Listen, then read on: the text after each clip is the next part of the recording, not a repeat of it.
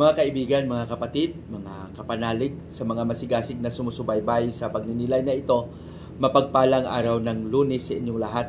Oktubre 30 na tayo, 2023. Purihin natin si Jesus, Maria at Jose. Isang araw na lang at matapos na ang buwan ng Oktubre at papasok na tayo sa buwan ng Nobyembre. Sa araw na ito, marami ng mga tao, mga kapatid natin na abalang-abala sa paglilinis ng mga puntod ng kanilang mga kapatid na yumao, at posible yung iba naghahanda na rin para sa uwi probinsya at makapagbisita rin sa kanilang mga mahal sa buhay sa mga sementeryo. At siyempre, ito rin yung pagkakataon na nagkakatipon-tipon ang bawat pamilya upang matingnan at pagbabalik tanaw sa napakalaking halaga at presensya ng bawat miyembro ng pamilya. Maraming salamat din sa inyong lahat, lalong-lalo na sa mga inyo na masigasig kong mga sumusubaybay. Maraming salamat sa inyong pakikinig, maraming salamat sa pagbabahagi ng vlog na ito, pag-share na ito sa inyong mga kaibigan. Kayo rin mismo ay kinikilala ko na naging instrumento at naging kaisa rin sa pagpapaabot at pagpapalaganap ng pagninilay na ito. Maraming salamat sa inyo. Sa araw na ito, mga kapatid, ang ating pagninilay ay ibabahagi sa atin ni San Lucas, Kapitulo 13, versikulo 10 hanggang 17. Alam natin na si Jesus ay buong buhay niya ay inilaan niya ang kanyang panahon, ang kanyang oras doon sa patuloy na pakikihalubilo, pakikisalamuha sa mga tao. At kung makita niya yung mga taong nahihirapan dahil sa sakit, dahil sa pagkukundina ng nakakarami, sa mga biktima ng mga inhustisya at yung mga hindi kinikilala, talagang naawa si Jesus, nahabag siya. Dahil alam niya na ang mga karanasan ng mga tao sa panahon niya ay hindi ito kalooban ng Diyos, hindi ito kalooban ng Ama. Bagkus ito ay posible at klaro na kalooban ng mga tao. Maraming inaabuso, marami ang namumuhay sa karangyaan at doble ang dami ng mga naghihirap dahil sa kawalan. At dito napansin ni Jesus na may isang tao, may isang babae na nagkasakit at gusto niyang tulungan. Kaya sinabi ni Jesus, babae, nakalaya ka na sa iyong kahinaan. Ito palagi yung pangarap ni Jesus sa mga tao, na makalaya sa paghihirap, makalaya sa kamangmangan, makalaya sa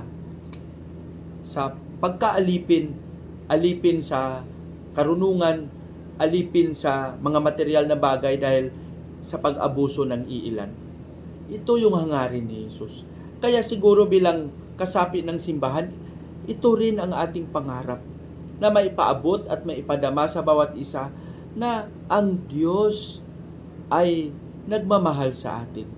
Na ang Diyos, ang kanyang kalooban, ay mamuhay tayo ng sagana, mamuhay tayo na may kagalakan sa ating puso, na walang inaabuso na karapatan, na walang naghihirap dahil sa kasakiman ng iba, walang naghihirap dahil sa sobrang kamangmangan, dahil iginapos sila sa pag-aabuso ng kapangyarihan ng iilan. Alam nyo, ito yung misyon ng simbahan. Misyon natin ito bilang bahagi ng simbahan, na maipalaganap ng buong katapatan na ang kaharian at ang paghahari ng Diyos ay pantay-pantay. Na ang paghahari ng Diyos, na ang layunin nito ay ang bawat isa ay makadama ng kagalakan sa kanilang puso, na tinatamasa ang kabutihan ng Panginoon, tinatamasa ang biyaya ng Panginoon, na walang pinipili, walang inaabuso na pagkatao o anuman karapatan o anuman mayroon ang bawat isa. Ang paghahari na ang lahat ay pantay-pantay, ang lahat ay nakikiisa, ang lahat ay nagpapasalamat at nagpupuri sa Panginoon. Ito ang hangarin ng Panginoon at hangarin din ito sana natin lahat bilang kabahagi ng simbahan at bilang simbahan. Sana mga kapatid, magsikap tayo na kahit sa ating makakaya ay maipalaganap at maipaabot din natin sa bawat isa na mahal tayo ng Panginoon, na ang paghihirap ang kasamaan na hindi kalooban ng Panginoon. Lahat tayo ay may misyon. Lahat tayo ay isinugo upang maging saksi niya at maging instrumento. Lahat tayo ay binibiyayaan ng Panginoon. Lahat tayo, ang ating hangarin ay makalaya sa ating mga kahinaan.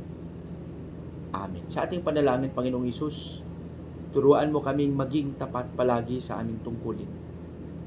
Turuan mo kaming maging masigasig sa pagpapahayag ng iyong paghahari, sa pagpapadama ng iyong pagmamahal, na ikaw, ang hangarin mo, ay mapagkaisa kaming lahat at maligtas kami sa lahat ng kahirapan, sa lahat ng mga pagsubok sa buhay, na hindi mo hayaang maitali kami sa kamangmangan dahil sa pag-aabuso ng iilan. Maraming salamat sa iyong patuloy na paggabay.